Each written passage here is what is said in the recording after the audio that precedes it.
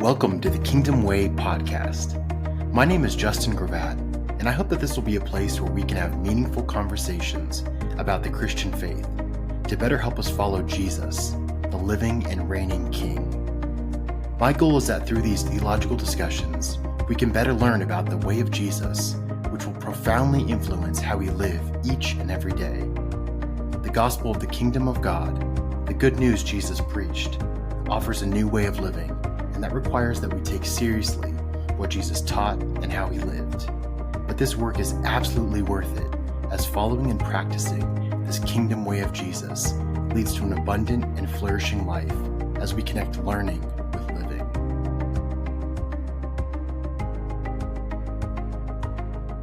The concept and idea of time is deeply embedded in our day-to-day life. We talk about how time flies, how we need to get something done in the nick of time. But what is time? Just as important, what is God's relationship to time? Does God exist in a timeless state? Or perhaps God exists outside of time? Or is God in time in some sense? The answers can be more complex than you might think, but how we view God and his relationship to time has profound implications for our theology and how we relate to God. Helping us navigate these conversations is Dr. Ryan Mullins. He has a PhD from the University of St. Andrews and has published dozens of articles in philosophical theology. He has written 2 books, The End of the Timeless God and God in Emotion, and has taught at the University of Notre Dame, Cambridge, St. Andrews, Edinburgh, and more. Dr. Mullins, thanks so much for joining me on the podcast. Thank you for having me. This topic of God and time, I think for some people, it might seem like, well, why are we even thinking and talking about this issue?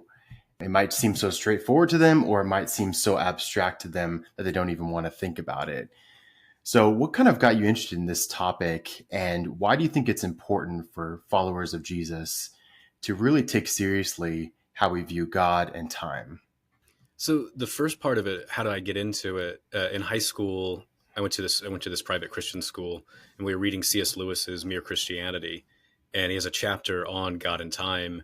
And I don't know if I actually read it for the class or not, because I was in high school. So, didn't exactly read all the things I'm asked to do.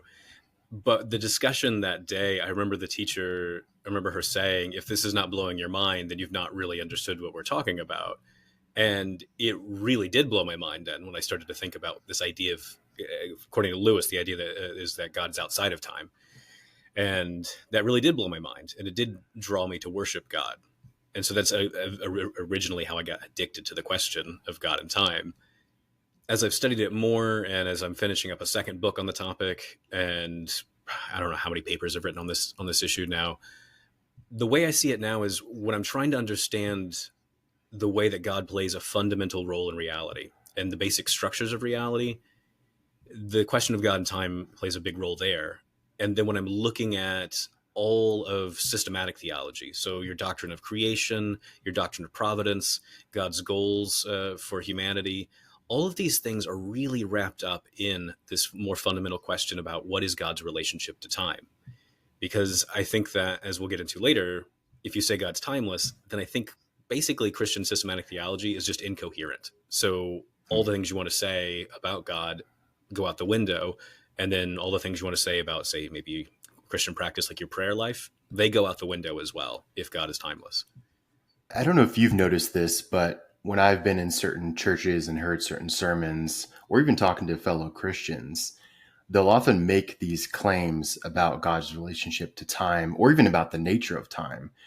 I'll often wonder if they've really thought it all through. I'm not saying I have all the answers, but I remember talking to one Christian, and this individual said that in heaven, or the eschaton, however you view that final state, there won't be any more time. And I think it might have been based on a few passages in the book of Revelation. But it was just interesting to me because that's making a pretty big claim there to say that we exist in time, or time exists now, and then at some point in the future, time doesn't exist. And I'm not even sure if they've, put all that together. And I've even heard in sermons too, when pastors are talking about God, the Trinity, whatever it is, the incarnation, and they'll make these metaphysical claims about reality. And I think it's important, though, that we think through them and make sure they're logically coherent, but also biblically faithful as well. So before we Mhm. get moving too far here, I wonder if you could just define time for us. It seems like one of those ideas that we kind of seem like we know what we're talking about, but maybe we don't have a clear definition of what is time itself. Yeah, this is a question that historically hardly anyone wants to even ask or address. If they do ask it, they don't want to answer it. So St. Augustine, in his book on the Confessions, he asked the question, "What is time?" But then he says, "If you ask me, I don't know." But before, I definitely had a good grasp on it. I swear, I swear. And that's very cheeky, but I think that's how most people feel. Is time is this familiar stranger that you feel like you got some kind of grasp on it, but you really don't know what it is. And and most philosophy of time textbooks, they do the same thing. They're like, you kind of get the idea, sure, and let's talk about other stuff related to time. And I'm like, this is very annoying. Hmm. So a big thing that I'm doing in a forthcoming book is to sit down and just go, we have to answer this question, what is time? Otherwise, this debate is meaningless, and most of our discussions are meaningless. So I affirm something called the absolute theory of time. And the absolute theory of time says that time is an actual thing. It's an actual thing in the world, and it is a natured entity that makes change possible. So it explains why change is possible. It's the source of moments. I'll explain what that is in a second. And it's the thing that unifies a series of moments into what we typically call a coherent timeline. So a moment of time, an instant. These are things we talk about in everyday discourse. A moment is the way things are. It's like a snapshot of the whole world. It's the way things are, but it could be subsequently otherwise. Like things could be different at the next moment. So a moment really captures this is the entire way things are right now, but they could be different at the next moment. And so that's what a moment is. And so time is the source of these different moments. We don't need to go too deep into the scientific data on this, but I know some people I've talked to, Christians and non-Christians, they Mhm. say that the scientific data, maybe Einstein's general or special theory relativity, that these theories have answered the question of time. What relationship do you see between the scientific data and philosophical questions and answers about time? Do you think there is a connection there, or do you think the scientific data isn't even really speaking to these philosophical questions? I think the scientific enterprise, like a lot of contemporary physics, is looking at questions about clocks and how we measure things. It's not looking at time. To give you anecdotal evidence of this, I was proposing to do a workshop with the Higgs Center for Theoretical Physics, and then COVID got in the way.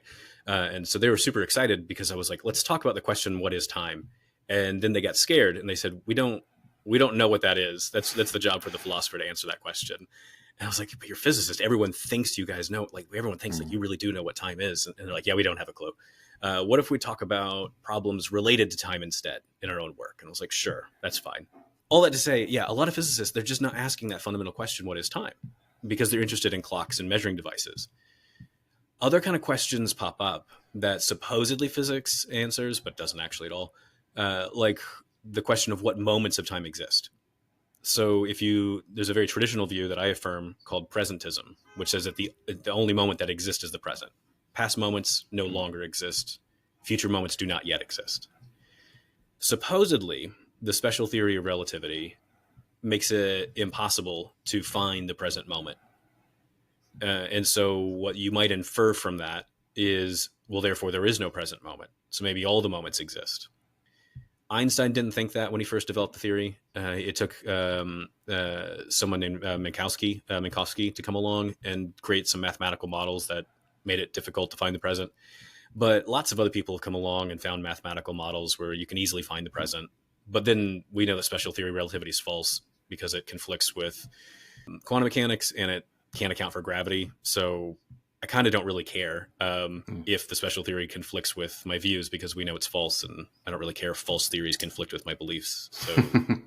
So yeah, so physics, cool stuff, but not asking the fundamental question: what is time? So, when we're talking about within Orthodoxy, Christian Orthodoxy, what are the different views of God and time? And I'm sure you could list out dozens of different nuanced Mm-hmm. positions, but what are some of the maybe two or three primary views when people think about God and his relationship to time? So it breaks down in two different ways. So you've got the question, is God timeless or temporal? And then another question is, how is God responsible for the existence of time? And from there, you get people who I call creationists because they think God creates time. And then another view that I call the identification view because they think that God or that time is identified with God in some sense. Uh, and these two questions, like is God timeless or temporal, and how is God responsible for the existence of time, they're related, but the views mismatch all over the place historically. So let's talk about the first one because I'm assuming that's the one you're more interested in. Is God timeless or temporal? So everyone agrees that God is eternal. Like no one denies that. Everyone says God's eternal. To be eternal is to exist without beginning and without end. Historically, that's how the word eternal has been used. There's a couple other usages of the word eternal when you get into the late Middle Ages, but those are the two main views. Is that, or that's the main view is eternity just means without beginning, without end. If you want to say God's timeless, you need to add some claims to that. So if you think God's timeless, you're going to say, yeah, God's eternal. He exists without beginning and without end. But you're going to add the claim God exists without succession. So he doesn't do one thing and then another. And God does not have temporal location. So God does not exist right now. He doesn't exist in the past. He doesn't exist in the future. He doesn't have a before and after in his life. So sometimes you'll see people say God exists in a timeless present that lacks a before and after. So that's the idea of timelessness. What divine temporality does is it says God's eternal, so God exists without beginning and without end, but God can have succession in his life. God can do one thing and then another, and God can have temporal location, so God can exist right now. And he did exist in the past, and he will exist in the future. He's the one who was, is, and is to come. Do you see a distinction between someone who advocates for God existing timelessly and God existing in an eternal now, like an eternal present? So he's not existing timelessly, or do you see that as a distinction, a difference without a distinction? It's a difference without a distinction. So, because like all of the major thinkers who affirm that God is timeless, they talk about the eternal now. They all think that God exists in a now that's a timeless now, a timeless present. And when you get into the Middle Ages, there's this huge debate about, is the world eternal? Like, is creation itself eternal, co-eternal with God? And one of the debates that keeps popping up in the middle of all of that is, how do you sync up God's eternal now with the temporal now? So it's just part of the very language of divine timelessness, that God exists in this timeless now, and trying to figure out how to reconcile that with the way the universe is. That's the question. And what do you see as because, there have been a lot of Christians in the past and in the present who affirm some kind of model of God existing timelessly. What do you see as, and I'm sure there's dozens of motivations or reasons for this, but what do you see as some of the strongest reasons for why they affirm that view? So one common claim you see is God created time, and so therefore he's timeless. It's a bit difficult to figure out the therefore he's timeless part in these arguments, because the underlying assumption is, well, God cannot have any properties that are like that properties that creatures have. But if you believe in the incarnation, then God can definitely have creaturely properties. So, like, I don't exactly know how you're supposed to make the argument go. And then you also have people like William Lane Craig who go, yeah, God created time. He was timeless without the universe, but he created time and then became temporal with the universe. Mm-hmm. So the arguments it just seems like it's missing a bunch of premises. So it's not really an argument. It's just kind of like this intuition. Another common one, though, this one is a bit more interesting. The claim is God has perfect existence. Everybody says that. That's not interesting. The stuff I'm about to say is the interesting part. So we're like, we all agree God's perfect. Yeah. Well, he's got to have a perfect life. Okay. Well, if you lose moments of your life, like, that's not great. And if you gain new moments of your life, like, that's not great either, apparently. So if God exists all at once in a timeless moment that lacks a before and after, well, he's never losing moments and he's never gaining any moments. So this must be like the perfect way to exist. So this is you see this a lot. You see this in Boethius, you see this in Anselm, and you see just different kind of versions of it, like all throughout history. So it's a very common one. It's a very popular one. Yeah, when you're looking at these different arguments and positions, do you start primarily with your own experience of time and then kind of work from there? Do you look at the biblical data and see how, the Old New Testaments talk about God and time? I'm sure you take it all together in some sense, but where are you looking primarily when you're trying to answer the question, what is God's relationship to time?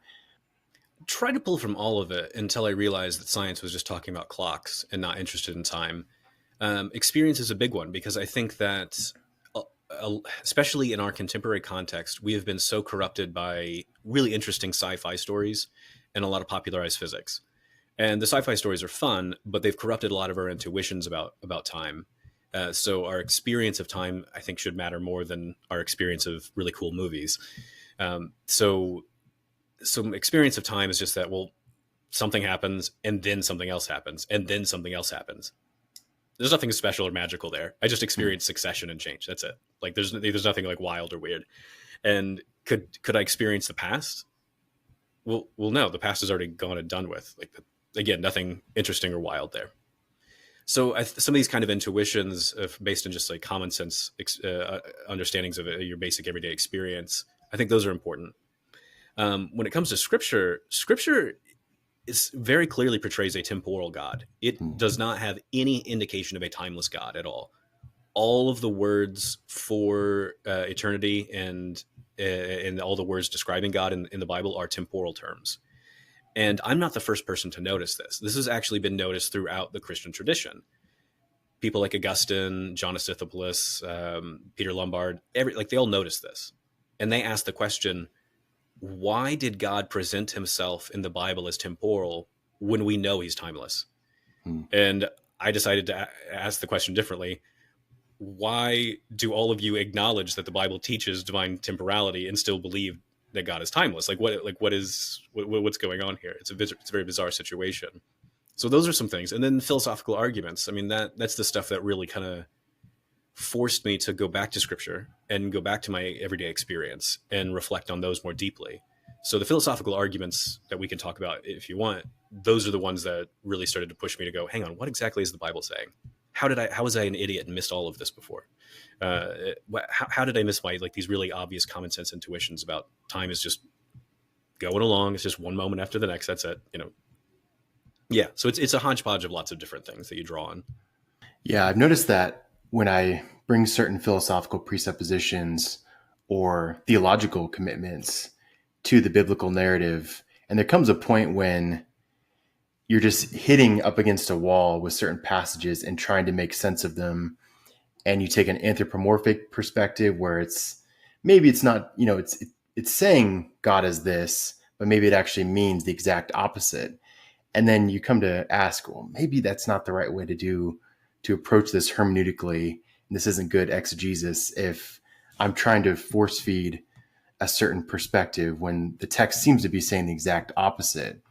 When you read through the biblical narrative, it seems like it's presenting a past, present, future, a temporal God, and then human agents who are existing in that timed relationship as well with God. But I know there's, people have their reasons for why they don't think that's the case. But to me, it seems pretty straightforward.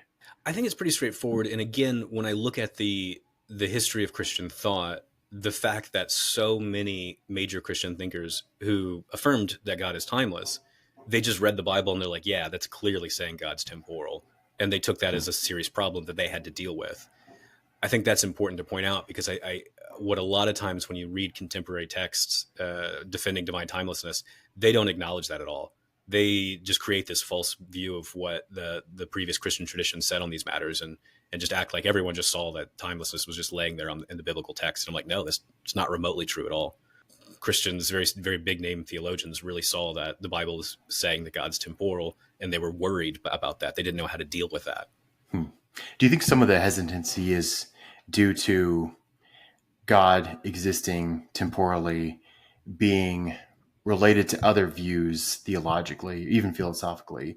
Here I'm thinking of some open theist perspectives where They advocate that God, in some sense, doesn't know the future, can't know the future, or the future isn't there to be known. They nuance that differently. But a lot of open theists that I know also affirm that God exists in time. And so maybe some people react against that view and want to affirm a robust view of God's foreknowledge, exhaustive foreknowledge. So maybe there's kind of a slippery slope fear that people have that if they affirm this about God and time, then maybe there's all this other baggage that's going to come along. Do you see that Mhm. at all? Oh, all the time. I mean, the the history of Christian thought is fraught with guilt by association arguments. So you'll see this in early church fathers where they're like, "Oh, well, you believe that? Well, you know who else believed that? The devil." And you're like, "Well, okay." So like you immediately get like accused of being in bed with Lucifer or something. Hmm. And I've seen a lot of different books written since in the late 1900s and the early 20th century, where if you even like suggest that God might change in any way, shape, or form, like you quote Hosea explicitly saying that God changes, then you must be like this dirty open theist, or you must be like, just denying that God is even God. Yeah, we have these slippery slope arguments all the time. Part of what I'm trying to do in my writings is to combat that, to say, actually, there's a whole lot of different theories about God. There's a bunch of different models of God. Open theism is one, and it affirms temporality, but there are other models of God, say something like neoclassical theism, that affirms that God knows the future and that God could be temporal. So maybe chill out. Maybe try to find like what the logical connections are between these views, because maybe there aren't really all like logically connected. So yeah, it's a big part of what I'm trying to do is just get people to calm down and say, look, there's a lot of options. It's not like you like deny one little thing and therefore now we're in Satanism or something. Like Right. it's a lot more nuanced. Yeah, you just used that phrase, neoclassical theism. I wonder if you could unpack particularly the first two words in that and what Mhm. that means to say you're a neoclassical theist. Yeah, so I'm working with a contemporary set of labels, a contemporary taxonomy of labels for models of God. Because neoclassical makes it sound like it's new, but it's not new at all. Hmm. It's actually a very, very old view. I'll give examples of that in a second, but let me explain what's going on. So the concept of God is that of a being which is a perfect being, which is the single ultimate foundation of reality. And everybody seems to agree that that's the basic concept of God. Then when you're creating a model of God, you're trying to unpack what does it mean to say that God's perfect, and then what does it mean to say that God's the ultimate foundation of reality. So you're going to come up with a list of attributes that explain why God's perfect or the greatest, and then you're going to specify like God's the foundation of reality because He creates the world out of nothing, or He eternally creates, or He emanates, or something like that. So classical theism affirms that God is creates the world out of nothing, and that God is timeless, simple, immutable. Like He can't change in any way, shape, or form, and He's impassible. So He can't suffer. He can't be influenced by anything outside of Himself in any way, shape, or form. And what a neoclassical theist does is says, I agree with some of that. God created the universe out of absolutely nothing, but I'm going to deny one of those four unique attributes. But I'm also going to affirm that God knows the future because I'm not an open theist. Because open theists, that's like one of their hallmarks of their model of God, is that God does not know the future because He's created a world where the future doesn't exist, so there's nothing there to know.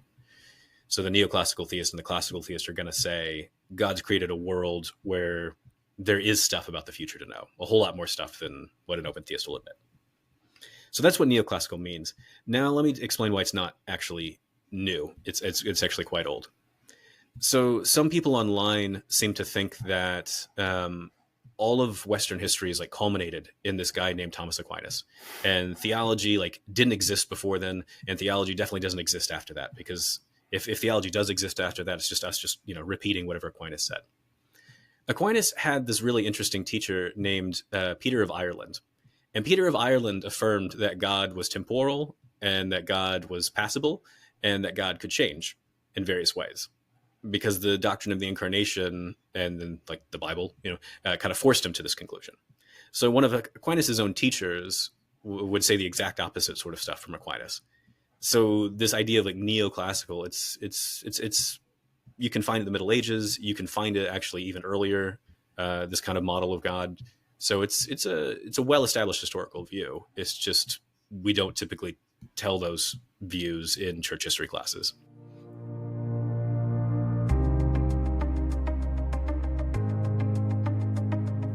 Hey friends, I hope you're enjoying my discussion with Ryan Mullins about God and time. I want to share a brief thought with you about loving God well. You may have heard of the 5 love languages. These are ways we prefer to receive and give love.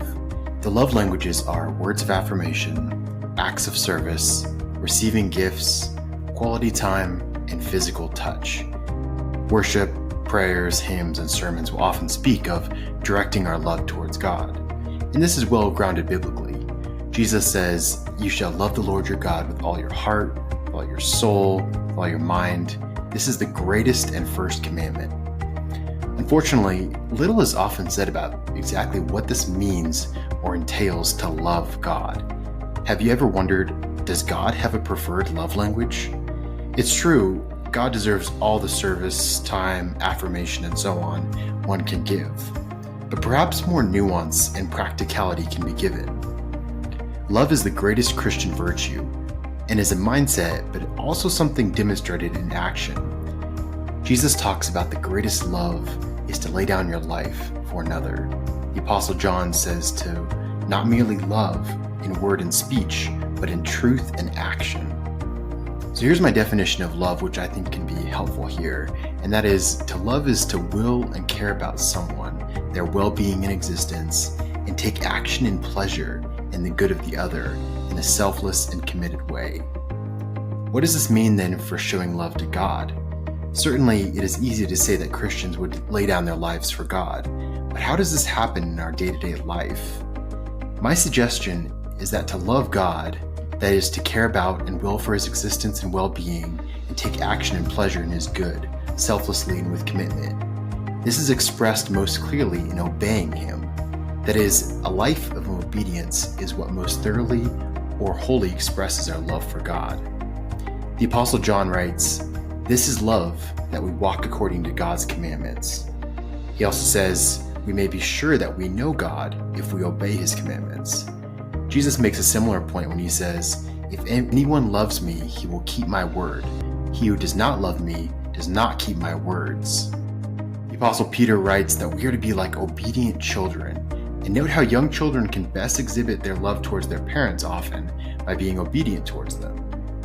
So what is God's love language? It is obedience. Obedience to his commandments for us. It is a life of faithfulness and action towards God and his words and commandments. You might ask though, why is this God's love language?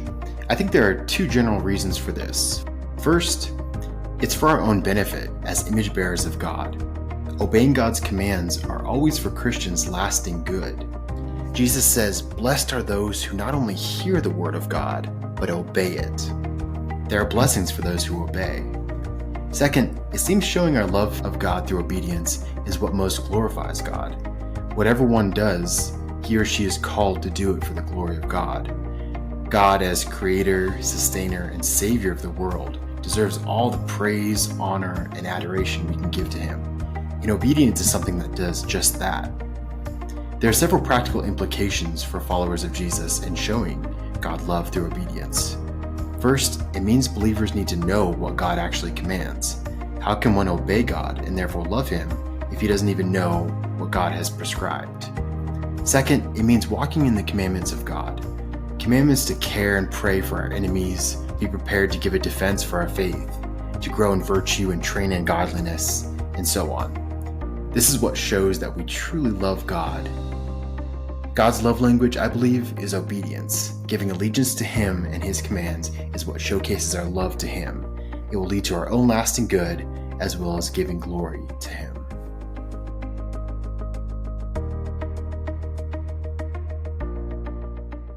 You mentioned God being perfect and how all Christians believe that and affirm that. Well, not just Christians, but when you go look at all the world religions, they're all starting with this assumption that, whatever God is perfect and is the single ultimate foundation reality. So you see this in Hindu thought very clearly. This is not the controversial claim. I wonder, though, if sometimes that commitment to God being perfect if maybe we're all saying that, but we don't all mean the same thing, or we think we're all saying the same thing, but in fact we don't. When I think of God being perfect, that might mean God is a warrior God who's focused on justice and wrath. And then someone else says, well, when I think of God as perfect, that means he's other than, totally distant, greater than, and maybe he doesn't even exist in the same way that I exist. And you can bring in all these certain assumptions, some correct, maybe some not so correct. So then when we kind of put that understanding of what it means for God to be perfect on the biblical text, and you mentioned a passage where it says God changed his mind, then we kind of have to filter that through then our view of what it means for God to be perfect. So we don't let the text change what it means for God to be perfect.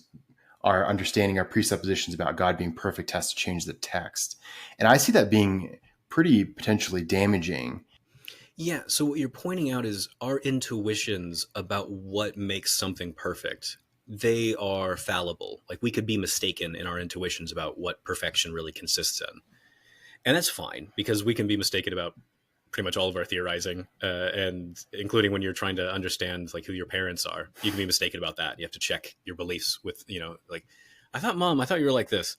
When did you ever? No, I hate that sort of food. And you're like, oh, sorry, Mom. Like, this is everyday stuff. But what we have to do is we have to find ways to test our intuitions, and make sure that we're, really thinking clearly, and that we're also not distorting scripture. Yeah, these are good things. So there's this method called perfect being theology. It's a philosophical method for developing your understanding of God, your model of God. And part of what perfect being theology does is it starts with this idea that God's the greatest.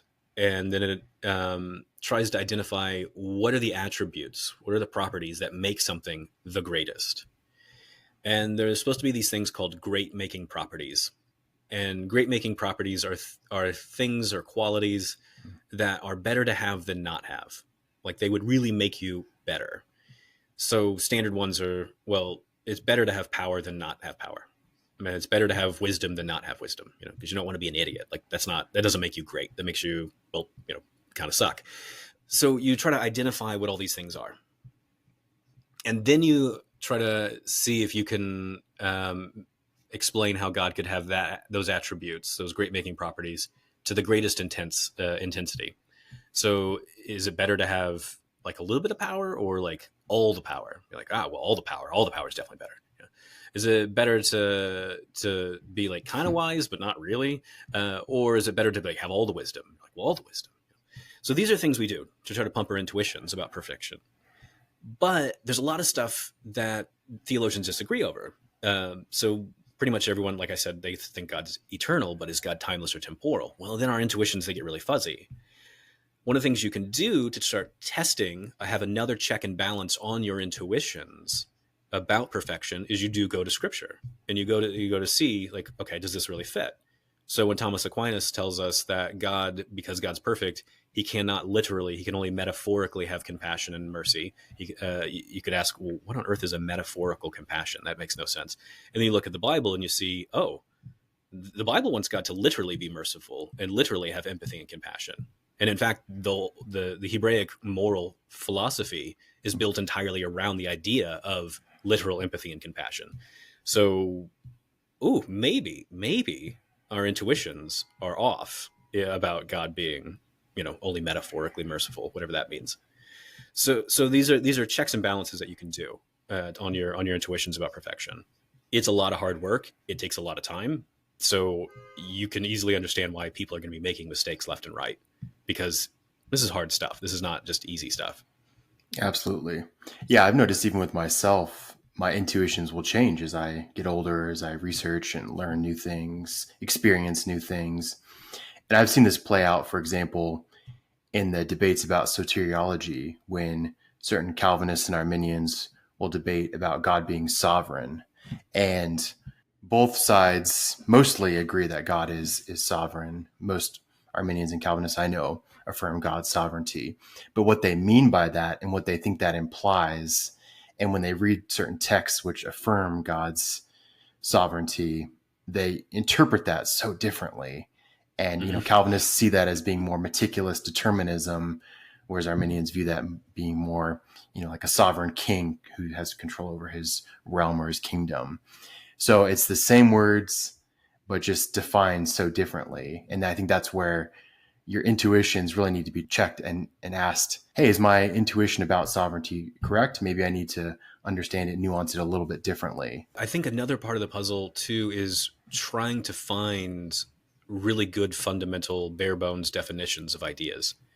Because a lot of times when we say things like sovereignty, you're bringing in all sorts of baggage into that term without even specifying what it is.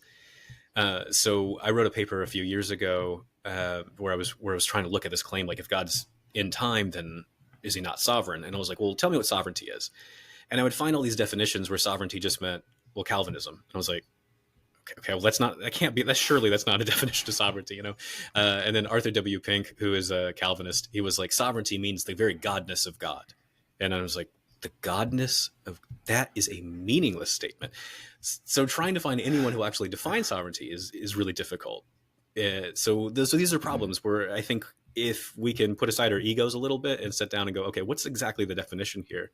We can clear a lot of ground and hopefully find some common ground and then have meaningful debates after that. But that's really hard to do. But yeah, I'm hopeful that you could do that. And going back to the discussion specifically about God and time, you often hear the A theory and B theory of time. Do you find those to be helpful ways to talk about time? And maybe you could briefly unpack what people mean when they talk about A and B theories of time. A theory and B theory, this is a mess within philosophy of time. It really is. So when I was writing my first book on God and time, trying to figure out with A theory and B theory what those views are was just almost impossible, because everyone would disagree on some sort of detail that you might just go, well, it's just some bells and whistles, like, who cares? But those little details would then radically change like all sorts of other implications of the conversations. And so you would come up with this huge mess where you go, what on earth is the A theory, B theory? So a lot of philosophers of time started admitting that within the last 10 years of going, A theory, B theory is really difficult to pin down. Let's focus on other things that we know are more clear. So with the A theory and B theory, we're trying to capture is reality tensed or tenseless, and questions about what moments of time exist. And then which is the best language to use to describe the temporal world. All of that was wrapped up in this A theory, B theory, and it just got really messy. So if you want to talk about what moments of time exist, the two most popular views are presentism, which I mentioned earlier, which says that the present is the only moment that exists. Past moments no longer exist. Future moments do not yet exist. And then the other most popular view is called eternalism. So eternalism says all moments of time on the timeline equally exist. There's not really a past or present or future. That's just from your own perspective. But all the moments are equally there. So 1993 is just as real as 2023. They all equally exist. And that's what a lot of the debates were trying to get at, was questions about this ontology of time. So just to summarize your view, then, you would say that you affirm a view of presentism, that only the present moment exists. The past was real, the future will be real, but only this moment exists. And that relates not only to our existence as humans, but also to God's existence as well. We're all in this moment, which is progressing. Yeah.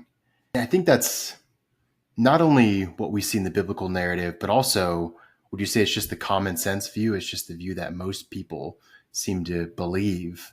And unless there's a reason to deny that intuition, that I know sometimes philosophers talk about properly basic beliefs. I'm not sure if that comes in here, but it seems to be just the basic belief that we have, that this moment is the only thing that exists. The past did exist, the future will exist.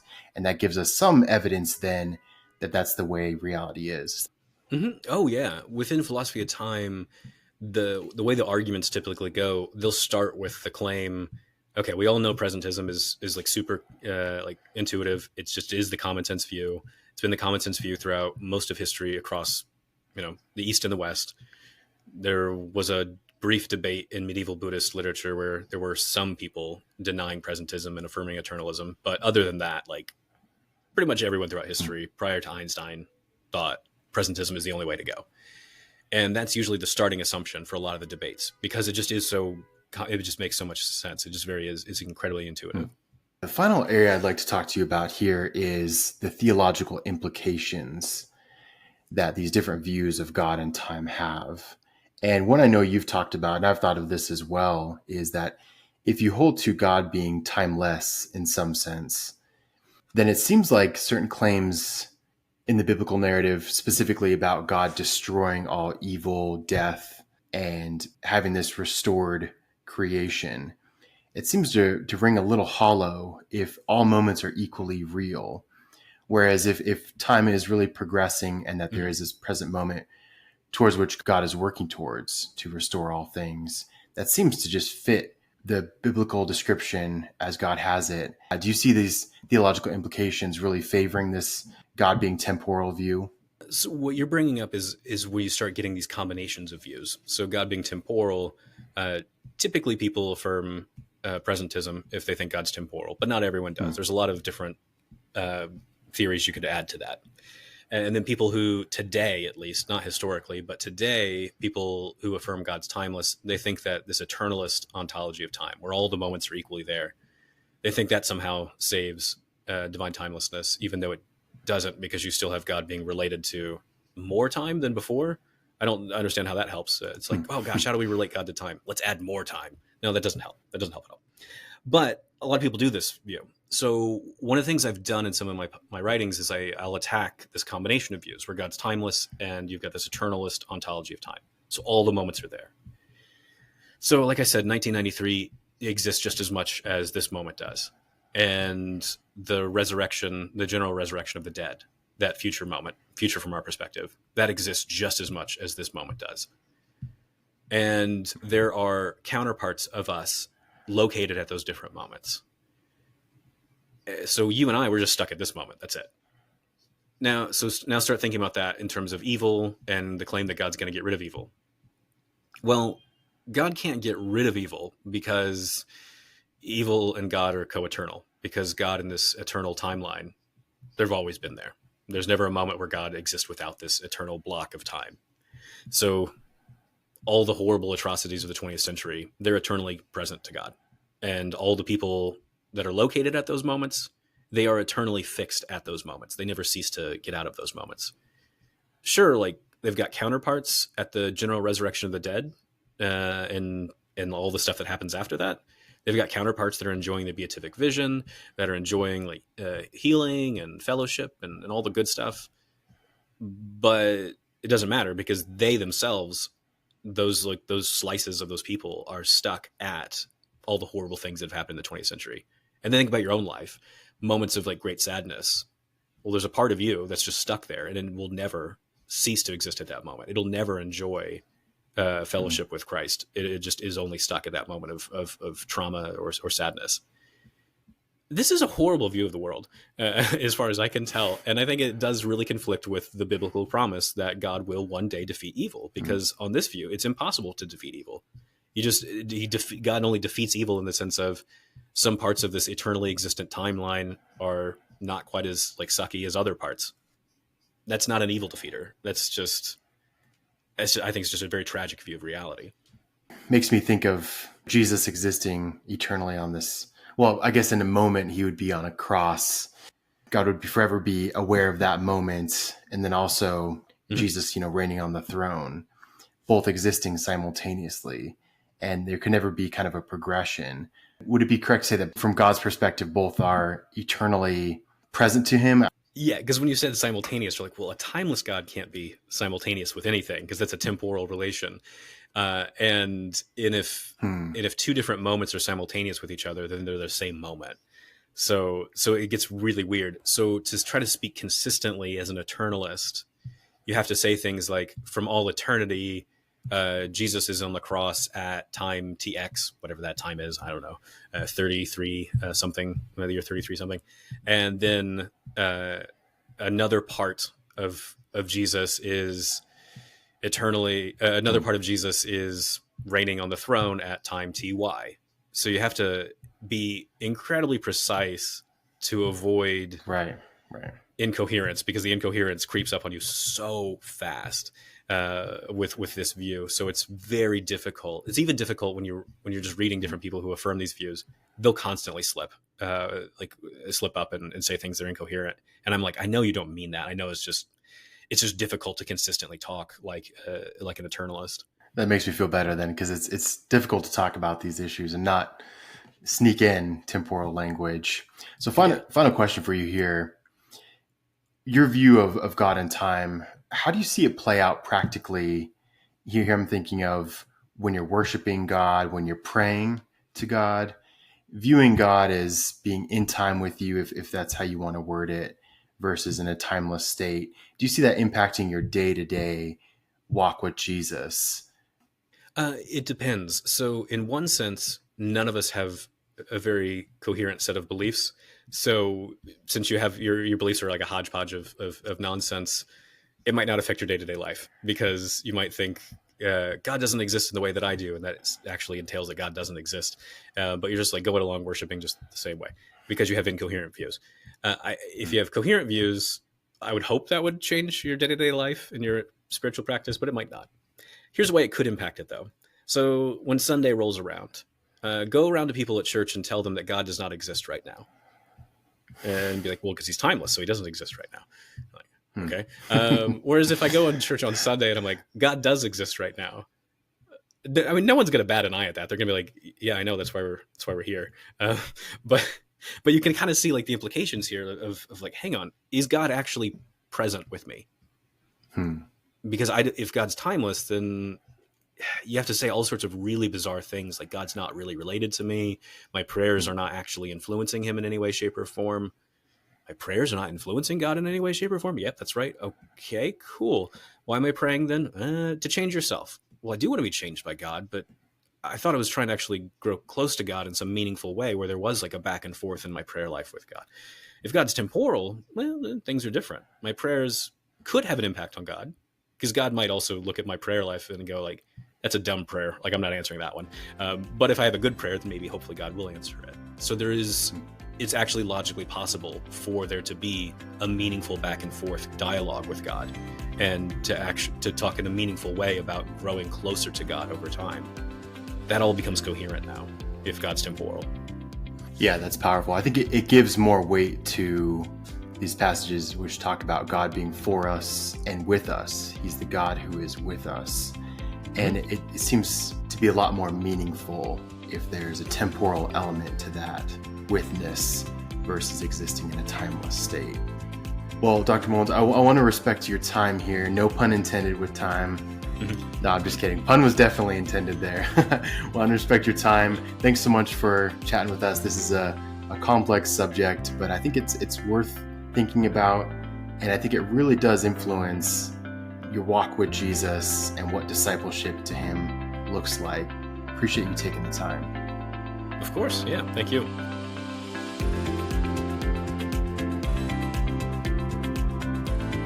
We hope you enjoyed this episode of The Kingdom Way. If you found the conversation helpful in your walk with Jesus, please consider giving the show a review on your listening platform. Thanks, and we'll see you next time.